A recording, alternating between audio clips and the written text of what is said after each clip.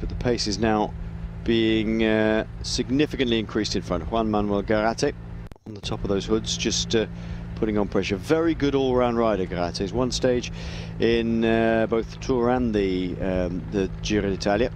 The stage when he had in the Giro, mountain top finish. He was away with Jens Vogt in a break, and Jens eventually waving him on, going, "No, you go, I can't take it anymore."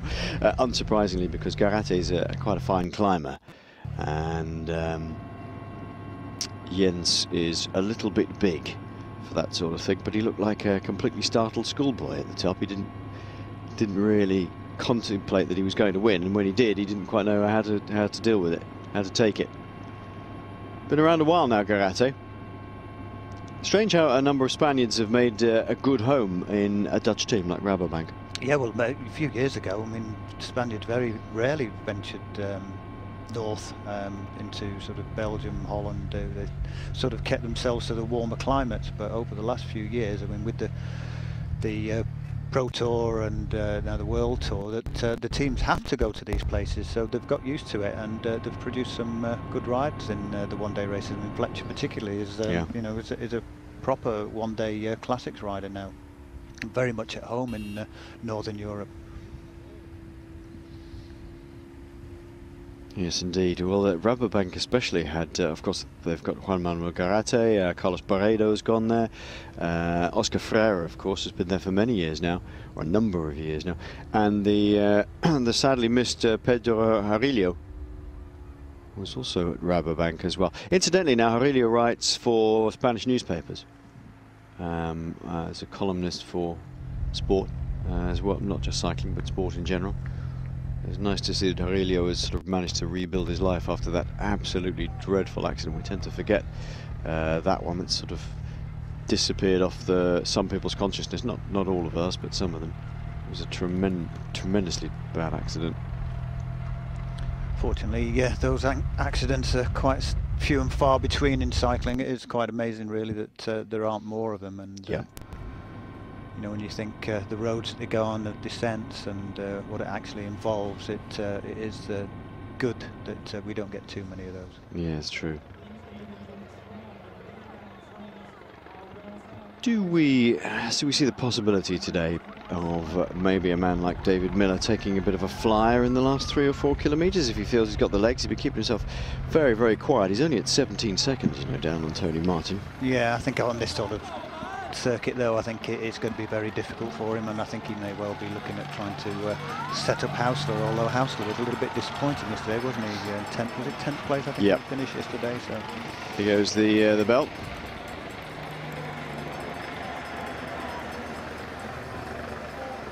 We didn't hear it.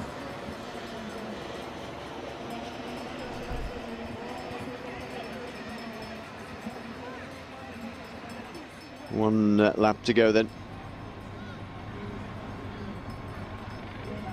And HTC in command of the peloton at the moment. Yeah, I think you're right there. Yeah. I'm just looking at the screen there. And a bit of Duff information. Yeah, a bit of Duff information. I'm looking at the screen, and right in the middle of the screen is Nick Noyens. The race radio said Nick Noyens not starting this morning. Well, he's definitely there, right in the middle of the shot. A man with, he's got the sort of chiseled jaw, sort of pointy jaw, and massive legs. He really is quite a distinctive looking rider. And Nick Noyens, and I may be wrong, somebody else may tell me I'm wrong, but it looked like he was in the middle of that shot to me. Tony Martin looking... Could be his brother. There's lots of brothers in this race. Yes, we could just make them up, couldn't we? That would be good.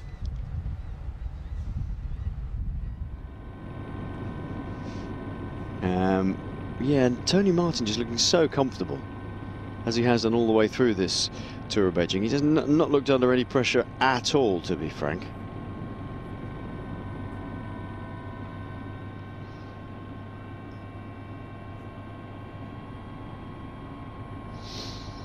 Yes, we could make up all sorts of names for brothers, couldn't we? Thinking, what could we imagine? Christopher Butler of the BMC team. We could, if his brother was out, we could say, I can't believe it's not Butler. which would be compare. Clutching at straws. I know, absolutely, yeah, yeah.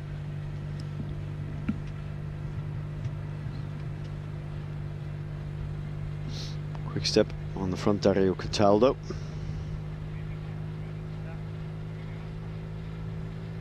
And everybody beginning to jostle now, trying to set this one up. Theo Boss will be wanting to do something with this one. Very, very disappointing yesterday. Nowhere to be seen whatsoever. And should have the benefit of Luis Leon Sanchez and Lars Bohm giving him a bit of a pull towards the finish. You'd have thought that with those two doing the lead out, he'd probably get a bit closer to the front, but I think he still struggles with his positioning in the last sort of 500 metres. Yeah, it's a different ball game, isn't it, when you're at this level in the peloton.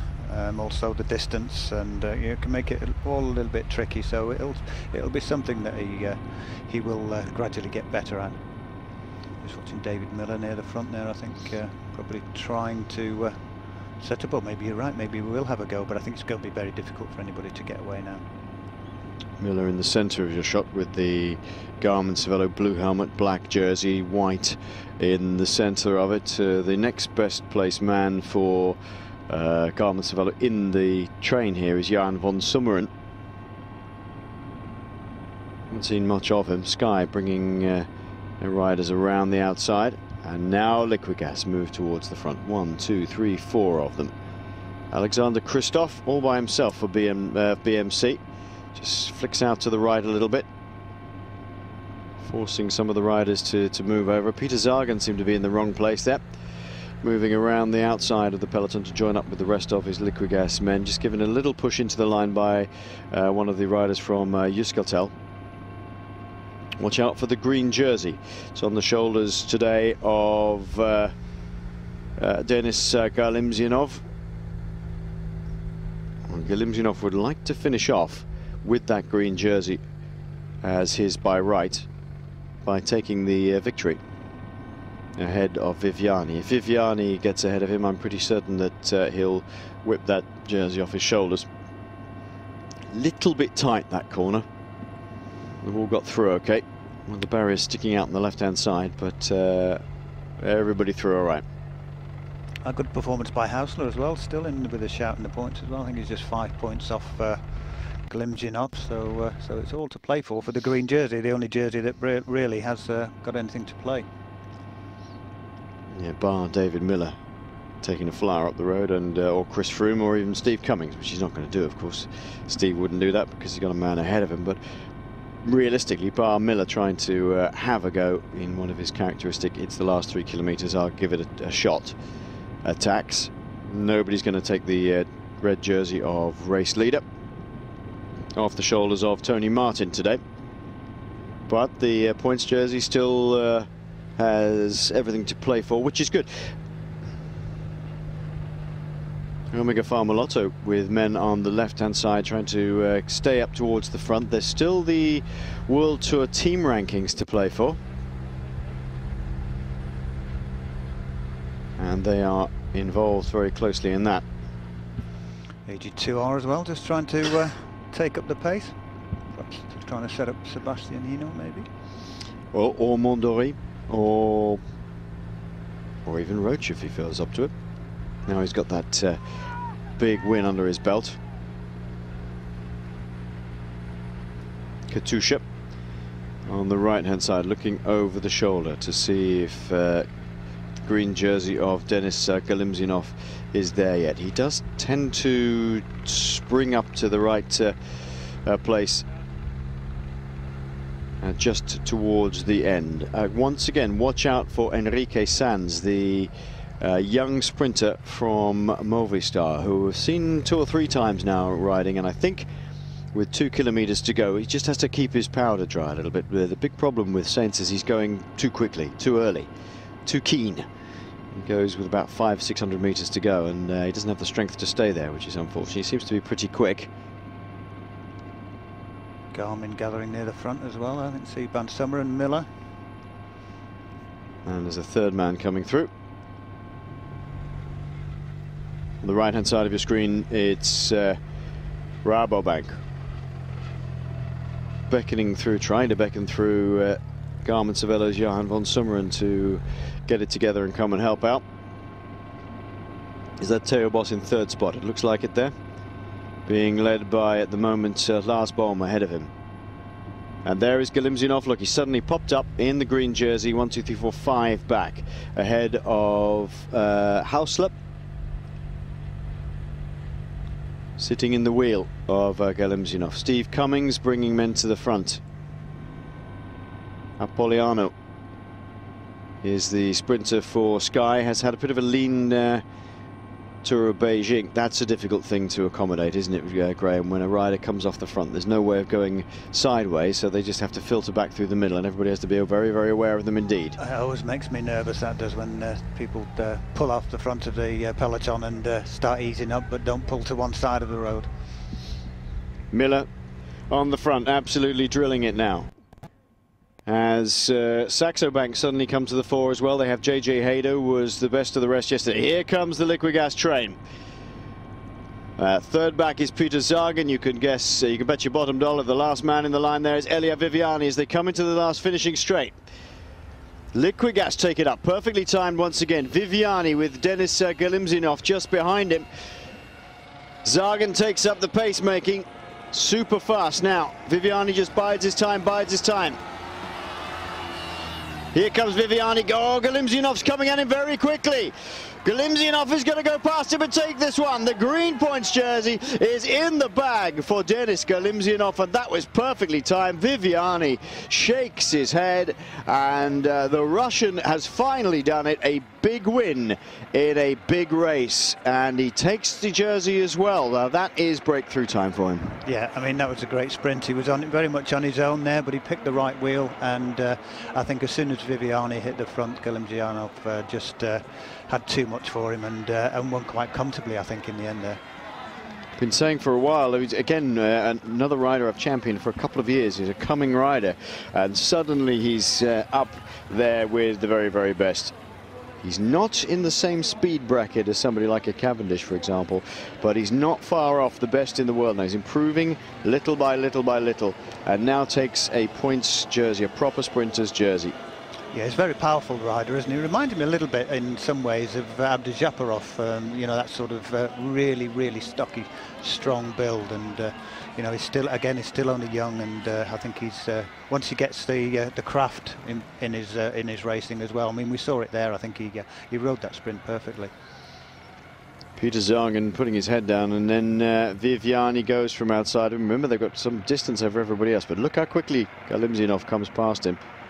Viviani takes a quick look over to the right. There was no way that was going to happen. Not in the same form as yesterday. Looks like Haydo gets the second spot. So he's on pretty good form. A great finish by Denis Galimzyanov. Haydo, and then Viviani. Kiki, I think, is the man who takes fourth spot. Apolonio as well, I think, was up there, 5th or 6th. Checking his bike towards the line. Good riding by the Russian. Alexander Kristoff in the middle of the shot there, gets in the top 10, but I have to say he's had a pretty disappointing Tour of Beijing. He had several opportunities, just hadn't had the legs really. The Norwegian national champion way down in the sprint, and Theo Bos in the wrong place again. And sitting up with, ooh, I don't know, 25 meters to go. He's certainly super quick on his day, but it doesn't seem to be his day. Any day. Poor old Theo Bos. So yeah, super win for Galimzyanov. He'll go away with that points jersey, and that is a big feather in the cap. Here we are then, Denis Galimzyanov ahead of Juan Jose Haydo, Elia Viviani. Oh, Mattia Trentin from Quickstep it was. Well, I wouldn't have guessed that one. Apollonio and then Kiki. Was 6th, Heinrich Hausler. Nizzolo has another young talent. Lepetrek bought him in this year.